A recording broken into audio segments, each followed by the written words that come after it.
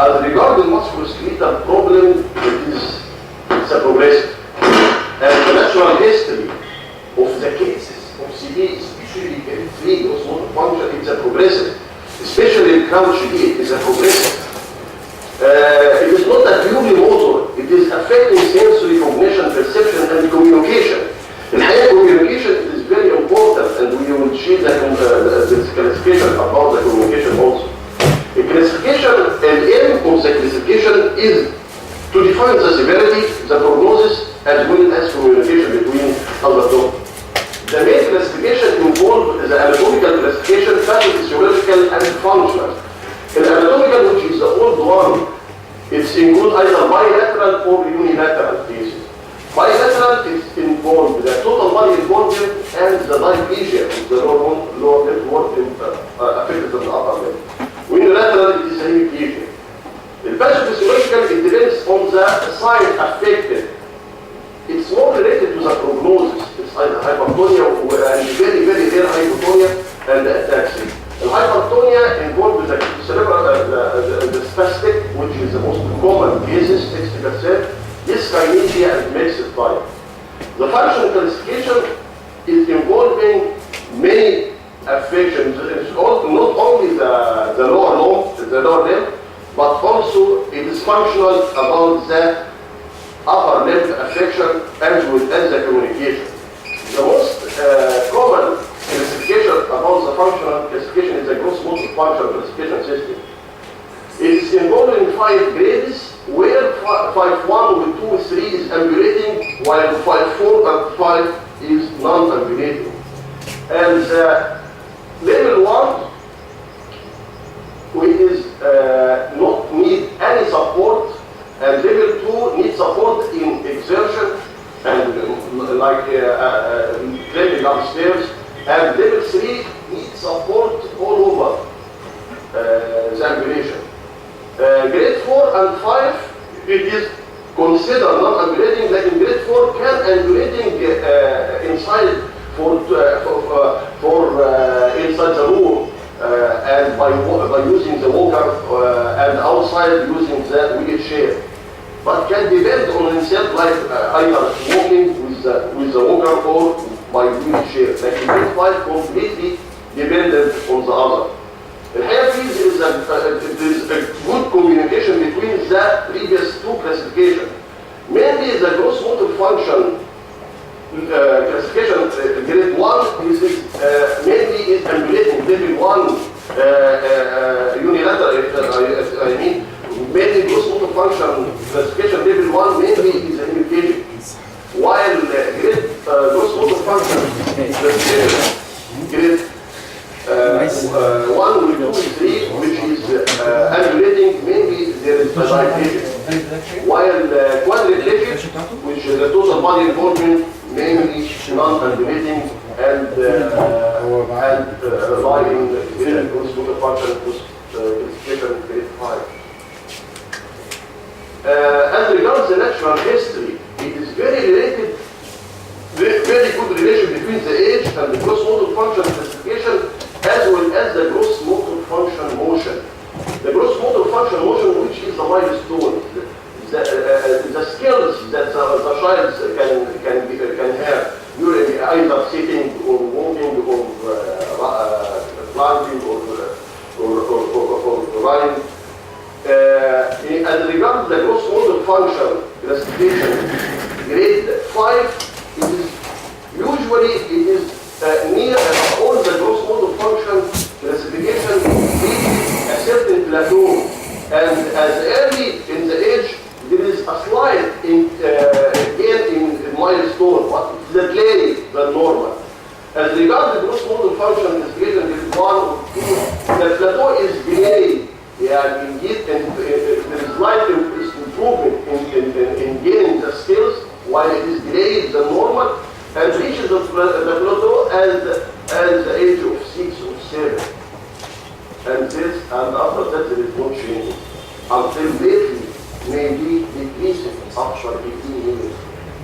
So, the natural history, there is a delayed milestones until a certain level, which is gross motor function definition 1 or 2 at 7 years above, and as regards to gross motor 5 or 4 is much earlier, at age 3 or 4, but the natural history that is without any treatment, they reach a plateau, and this plateau after significant maturity, we don't grade, especially in 3 or 4 and 5, it will be more.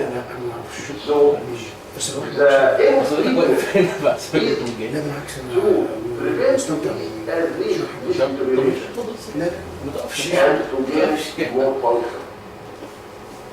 The gross motor function is classification system is very related to the anatomical or bony deformities in CV.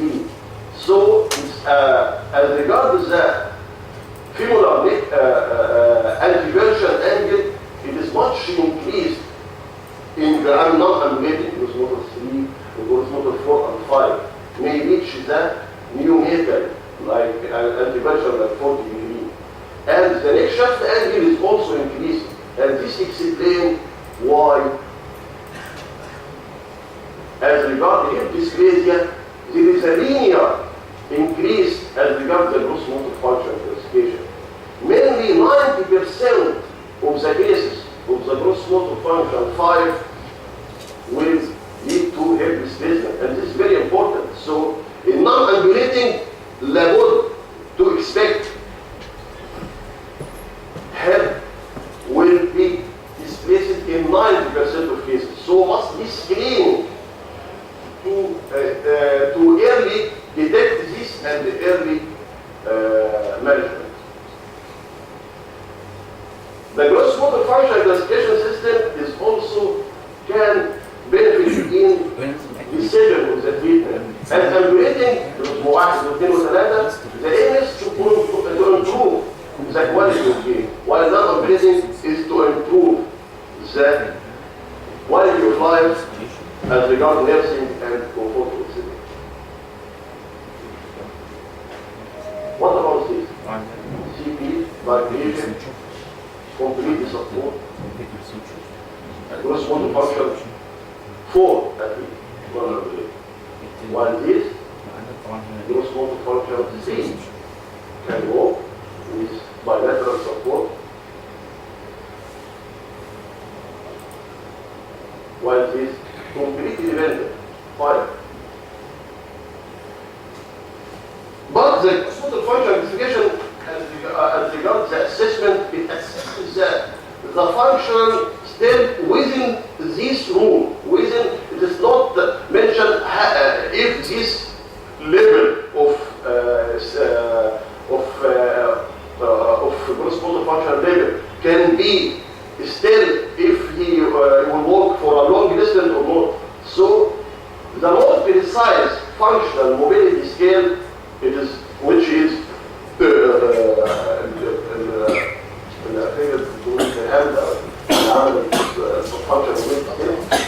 is more precise in dividing the level into the level of support as regards the distance he can walk. So he classified the level of affection in the reversible way in relation to the gross motor function system. That is in grade 6, he can walk without any support. Grade 1 can walk without his aid with a wheelchair. If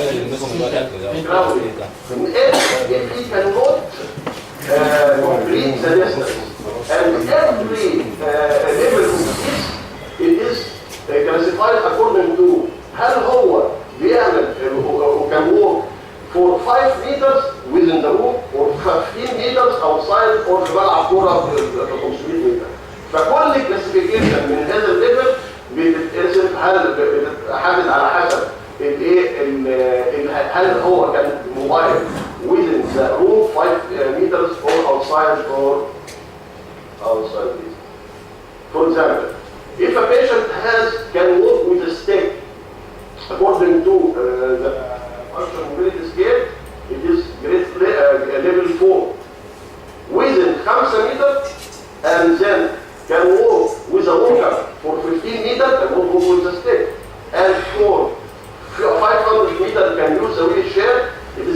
فانكشن موبيلتي سكيل 4 2 1 يعني 4 دوت كان ستيك بس داخل الاوضه بيمشي بوجر وان سايد حوالي 50 متر يبقى 2 500 ده بيقول شير فور اكزامبل كان وورك باي جراوندنج جوه الاوضه يبقى سي او سايد 50 متر بيستخدم ويل شير لكن 500 متر ما يقدرش يكملها حتى بالويل شير فبالتالي سي 6 بالتالي لو قارنا الاثنين مع بعض هنلاقي ده عكس ده لكن الحقيقه الفانكشن موبيلتي سكيل نوت ايفالويت الليفل بتاع الايه الكومبليت ديبندنت ده او ان هو كان في منشن انها نوت ان يعني لكن ليفل 1 في الجروس موديل اللي هو بيمشي وزاوت اني سبورت مقابل 6 ليفل 2 5 و3 و4 لكن دوت الجروس موديل فانكشن ما بيحددش المسافه زي الفانكشن موبيلتي سكيل. The function classification as regards the upper limb, manual classification, the same level as gross motor function. Level 1 is easily successful, 5 that cannot. واخد بالك؟ زي مثلا الحالة دي مثلا كان دي considered as grade 2 according to our manual ability scale، لكن these cases completely طبعا cannot level 5 completely cannot use the hand. As regards the communication, it's very important. Here in the case of عرضها علينا الدكتور جرهام ان هو كان في 2 cases at the same level of gross motor function do 2 operations the same لكن واحد with bad communication واحد with good communication بعد 5 سنين الباد communication يعني ما يقدرش يتواصل حتى مع الفيس سيرفيس مات فده مهم جدا. الكوميونيكيشن كان بي defined as the level as regarding like the gross motor function identification system 5 ليفل 1 يعني كان الكوميونيكيت بيقدر يفهم يعني يتواصل مع الفورن والانفورن الفاميليار والانفاميليار يعني بيعرفوا بعض. ليفل 2 بيتواصل مع الفاميليار اللي يعرفوا ابوه وامه وقرايبه لكن ويز الانفاميليار تو ذا ليسر اكستنت. ليفل 5 ده حتى ما بيعرفش يتفاهم مع الفاميليار فبالتالي هذا فيري باد بروجنوزس. زي دي مثلا انتوا متوقعين ان هي ديت الجروس الاماني والبيلت سكيل 5 لكن الحقيقه لما بقول لها ارفعي ايدي بترفع يعني حط ايديك فوق بتاخد يعني مش شرط ان هو كل المساوئ بتاعت الليفل كلهم 5 يبقى كله 5 لا ممكن دوت الليفل 5 اماني والبيلت سكيل ويل شير يعني حتى نمره 6 نمره 1 في الفانكشن بيلت سكيل لكن هذا الفيري جود كوميونيكيشن ده اثبات ان البروجنوز بتاعي يبقى لكن العيان ده يمكن اقل منها في الجروس موتور فانكشن حوالي 4 لكن الحقيقه عمال بالشكل ده عيانات متواصل حتى كان نوت فاميليار ويز هيز ماذر فبالتالي الكوميونيكيشن از فيري امبورتنت فور بروجنوزس ده مقارنه بينهم لكن كلهم بيعتمدوا على اساس ايه الليفل 1 فيري جود والليفل 5 لكن مش شرط ان كل الليفل 5 هيبقى في الجروس موتور فانكشن ده زي ده زي ده بالعكس زي ما احنا شفنا. The conclusion CP varies greatly in the degree of severity. Classification is important in evaluation of the degree of severity and planning as well as communication and prognosis. The gross motor function identifies the severity as regards the mobility and the use of assistive device. The manual ability scale, degree of ability of using the hands and communication is very important for prognosis and the ability to communicate with the familiar and unfamiliar.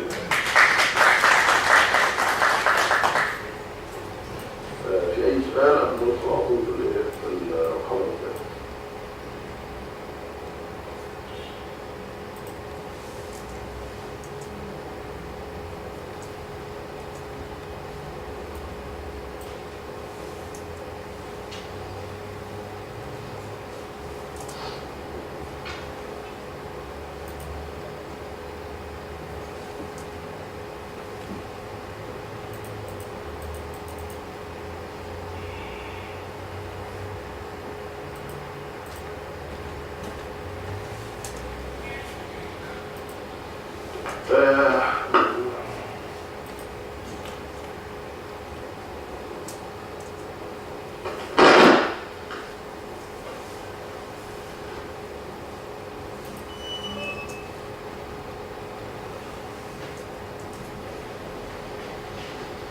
As regards to that, eight method principle are used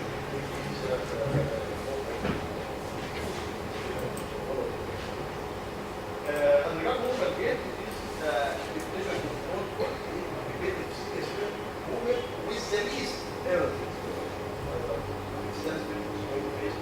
extended phase is mainly concerning the bone stability.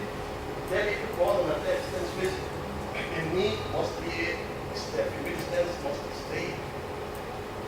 في السوينج phase الإيه بتاعتها تكون clear. So it's important for the clearance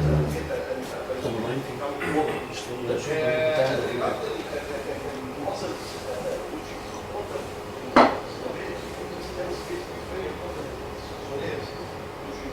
very important in controlling the mid stance and now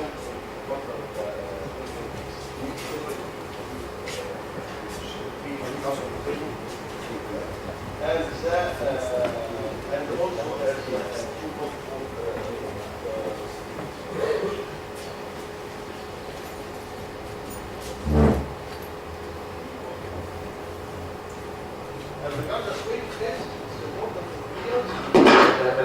mainly inflection of the knee come from concentric contraction. Concentric contraction and shortening the power generation. The muscles with the embed are concerned about a lot contraction in power generation, muscle for the clean, eccentric, the blessing for controlling the motion, and for swing phase it's important like resource for flexion of the knee. How resource flexion of the knee? It's important for flexion of the hip and the knee by eccentric contraction of the quadriceps, especially the rectus femoris. It is important for flexion of the knee maximally for during the swing phase. And also the hamstring is important as a controlling as the last of the swing.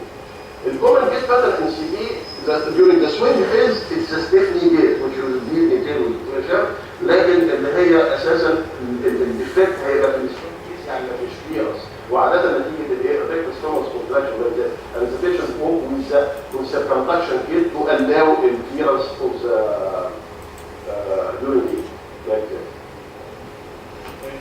طبعا الريكتس فيمورس يبقى ده يوزر الستانس فيز it involves either sagittal plane abnormality, frontal plane وترانسفيرس plane وطبعا مش كل حاجه هتبقى لوحدها لا ده العاده طبعا كل in three planes البيشنت presented with abnormality in three planes mainly. The sagittal plane according to Roda can be classified into 5 groups. Group 1 fixed 2 equinus, 2, 3 and 4 with the knee flexion either with 2 equinus, with forced equinus and with crouch gait with dorsiflexion with angle. And maybe this represents the natural history of the CPA patient that is always is more in this progressive of the deterioration of gait. And usually the crouch gait when apparent equinus come in more later age, mainly about 40 years, and this equinus may be much earlier. And asymmetric gait, the two limbs is different in configuration. This is the fixed equinus. This is jumping gait, which makes it weird.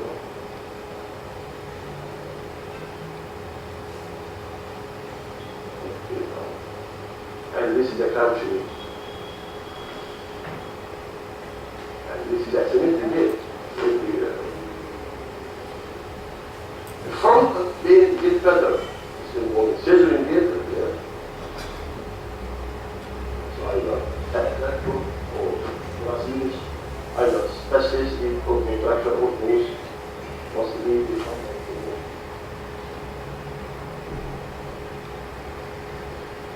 Transverse plane, which the two progression either in or out, or maybe without any abnormality before progression, if the must be to be normal, must be the patella in the frontal plane with the foot either in or out. يعني ممكن تكون without any foot progression in or out ويبقى في malrotation as well. والmalrotation either from above the knee or below the knee. Above the knee like this. Kissing patella, which means it's a diversion.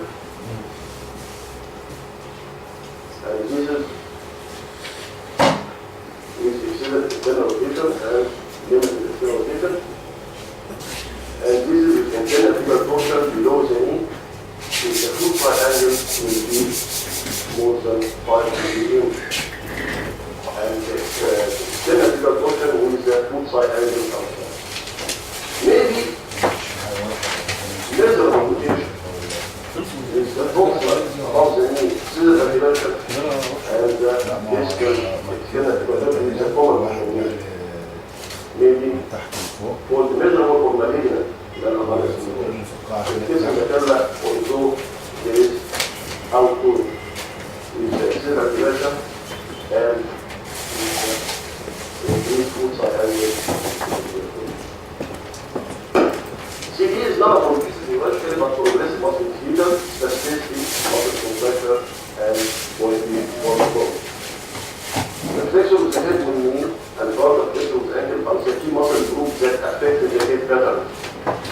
Abnormal gait pattern of CD that either identified as swing phase or stand phase. Stand phase pattern either in cervical plane, transverse plane, or forward plane.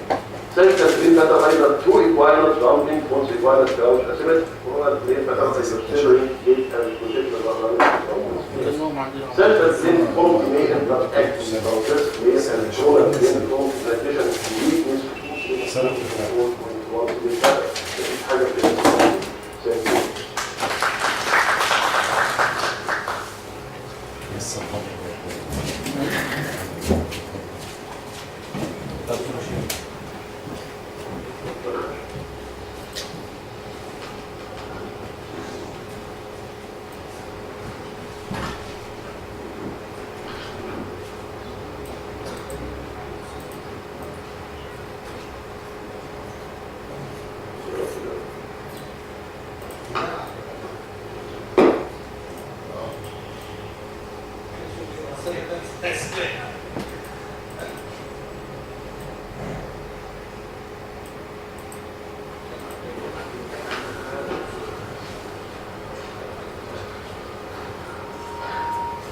Bismillahirrahmanirrahim.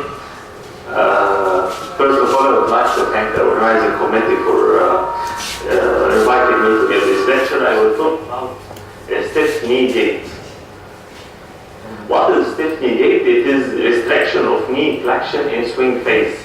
It's expected that the knee achieve full extension during mid stance and then go to full flexion at about 65% of the gait cycle during swing phase, but this cannot be achieved fully, and this is called restriction of knee flexion during swing phase, and this is defined as the definition of stiff knee gait.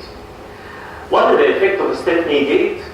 Inability to flex the knee and to achieve good swinging of the limb.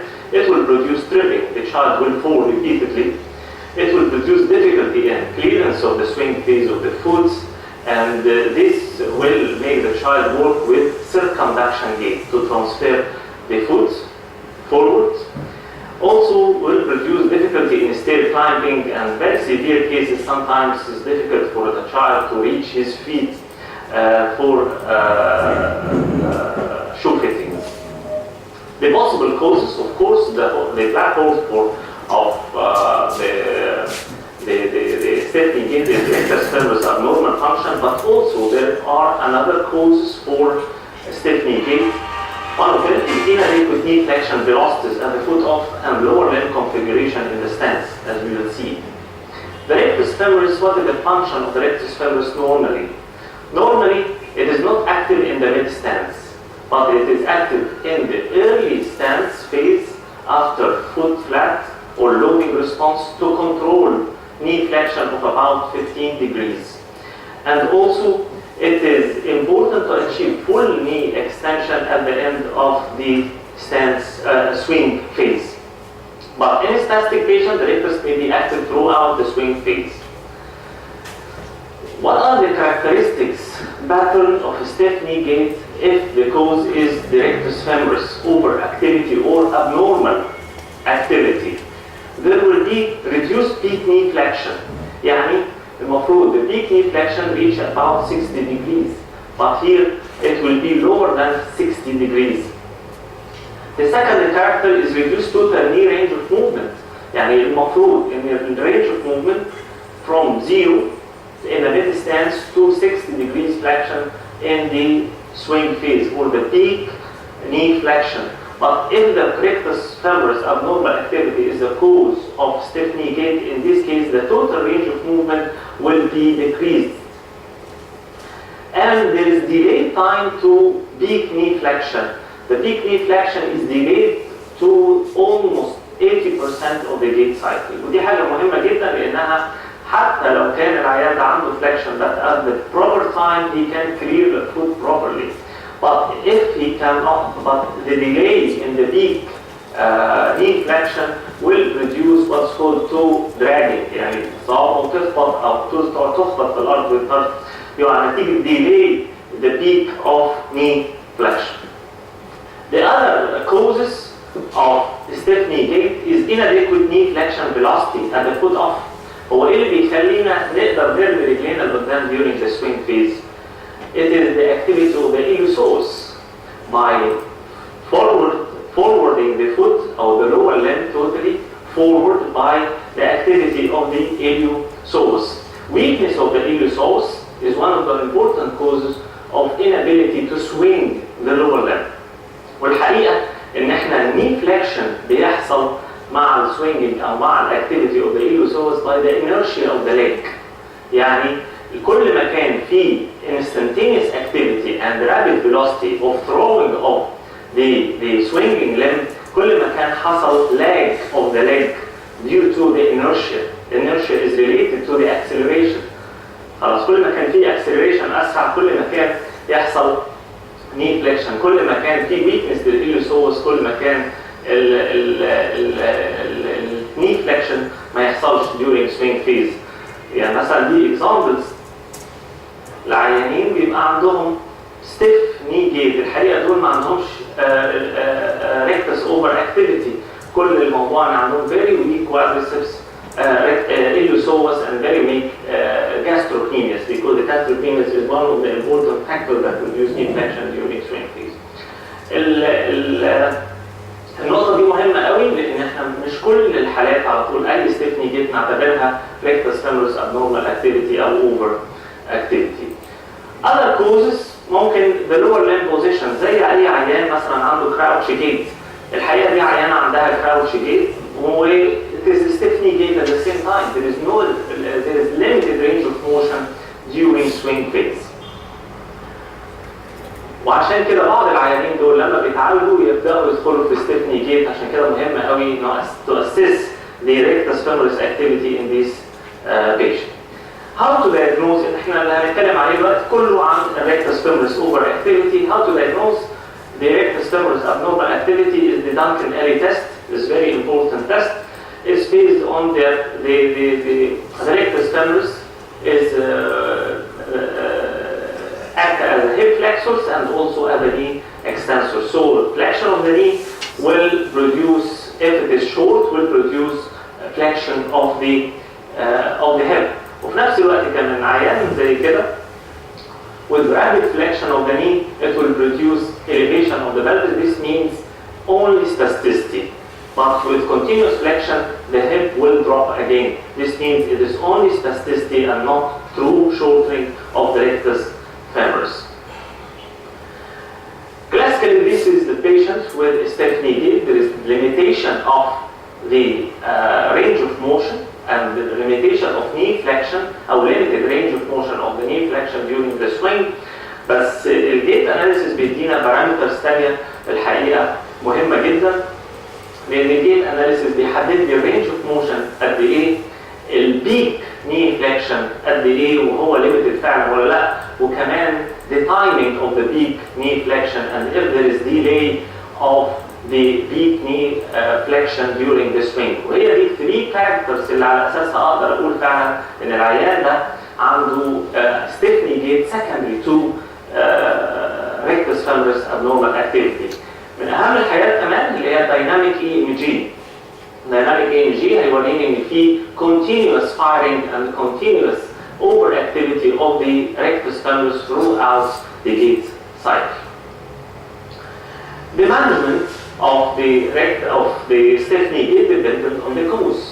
فبيعتمد على في hip power ولا لا، knee power، الني flexion flexion and toe velocity during pre-swing. ولو هو السبب rectus femoris هيبقى المانجمنت بتاعتنا based on the rectus femoris transfer. انا مش هتكلم على operative technique، انا لسه دلوقتي ان في حد هيتكلم عليها، دكتور محمد هيتكلم عليها. فالprerequisite for rectus femoris transfer is preferred to be done in patients with gross motor function classification system 2, and be cautious if the patient gets 3 or 4 because of fear of the development of crouching.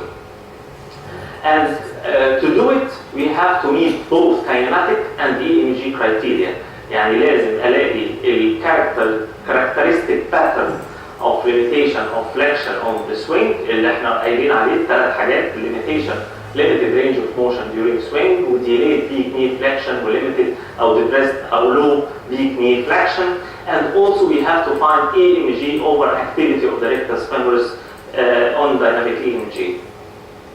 ودول العيان اللي عنده 3 حاجات دول هو احسن عيان يقدر يستفيد من الديستال ريكتس فيموريس ترانسفير. الاوبشن فور ترانسفير there are many options، بس الغريبه ان دايما الترانسفير بيتقال للسيميتندينوسس للجراسيس للسارتوريوس، مفهوم من الترانسفير للماسلز دي ان انا بزود الني فليكشن، لكن الغريبه كمان ان موصوف ترانسفير تو ذا ايليوتيبيال هاد. طب ايه الفكره في الموضوع ده؟ في كونتروفيرشال ايشوز كتيره قوي. اول حاجه منهم ان the outcome is different في حاجات ما بين الستاديز، وده لازم نعرف ليه ال outcome is different in different studies. لان ال EMG assess not only the quadriceps، ودي المشكله اللي بنقابلها حاليا. ازاي not only the rectus، ازاي ان ممكن يكون الاوفر اكتيفيتي مش rectus بس، كل الكوادريسبس. اوكي، وانا اللي هعمل له ترانسفير هو الريكتس بس. حتى لو عملت ترانسفير ولسه في اوفر اور abnormal activity of the quadriceps، the patient will persist to have stiff knee gait even after transfer of the rectus femoris. لكن العيان اللي هيبقى عنده rectus femoris بس فعلا هي اللي كانت spastic ده هيدي نتائج كويسه. الثاني سبب للفاريابيليتي اوف outcome هي missing other causes زي ما اتفقنا، اللي هي weak acceleration of the swing limb. الكونتروفيرشال ايشو الثاني الريكتس فيموريس ترانسفير هي بوتنت فليكسورز للهيب، فهل لو نقلناها تاثر على الانيشيشن اوف ذا سوينجينج اوف ذا هيب او ذا سوينجينج اوف ذا لور ليمب؟ الحقيقه ما لقوش ان ده significant factor. والحاجه الثالثه اللي قلنا عليها هل هي هتعمل فليكشن ولا لا؟ الحقيقه برضو مش محدش عنده كونكلوجن يقول ان انا لما هنقلها لفليكسورز او هامسترينجز يقدر ريديوس فليكشن، عشان كده ممكن تتنقل للايليوتيبيال باند. وكل الهدف في الحاله دي من الترانسفير اني امنع الري اتاتشمنت. لما اتعمل كومباريزون ما بين ريليز اونلي اند ترانسفير لقوا ان ريليز have the same effect of the transfer within the first year after surgery, but after the first year the release there is recurrence of the stiff knee gait, but after transfer there is no recurrence. So transfer is mainly to prevent reattachment of the rectus femoris again and resumption of the stiff knee gait. دي آخر حاجة يمكن example للpatients عندها stiff knee gait. There is overactivity here in the swing phase of the rectus femoris, the abnormal overactivity in the swing phase will EMG pattern, classic delayed time to peak knee flexion, low peak knee flexion, and limited range of motion of the knee, and this is after rectus femoris transfer with increased knee range of motion in the swing. So the stiff knee gait is not solely secondary to rectus femoris. Okay, there may be other causes, so we have to identify other causes to avoid failure of surgical intervention based on rectus femoris surgery. And to do this rectus femoris transfer, we have to meet a kinematic and EMG criteria. Thank you very much.